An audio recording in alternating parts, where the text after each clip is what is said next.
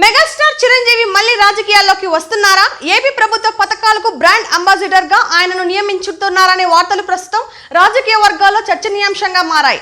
అయితే దీనిపై ఇప్పటి వరకు ఎలాంటి అధికారిక ప్రకటన నిలవడలేదు. 2014 తర్వాత చిరంజీవి పూర్తిగా క్రియాశీల రాజకీయాలకు దూరంగా ఉంటూ సినీ పరిశ్రమకు సంబంధించిన అంశాలపై మాత్రమే స్పందిస్తున్నారు.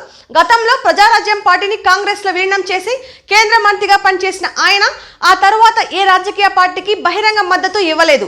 ఇదే సమయంలో ఏపీ ప్రభుత్వ కీలక పథకాలు ప్రజా అవగాహన కార్యక్రమాలకు చిరంజీవి బ్రాండ్ అంబాసిడర్ గా నియమించే అంశంపై ఉన్నత స్థాయిలో చర్చలు జరుగుతున్నాయనే ప్రచారం సాగుతోంది. అయితే దీనిపై ప్రభుత్వం గాని చిరంజీవి గాని ఎలాంటి అధికారిక ధృవీకరణ ఇవ్వలేదు. ఒకవేళ ఈ ప్రతిపాదన కార్యరూపం దాల్చితే అది రాజకీయంగా ప్రాధాన్యం సంతరించుకునే అవకాశం ఉన్నప్పటికీ ప్రస్తుతం ఇవన్నీ చర్చల దశలోనే ఉన్నాయని గుర్తుంచుకోవాలి.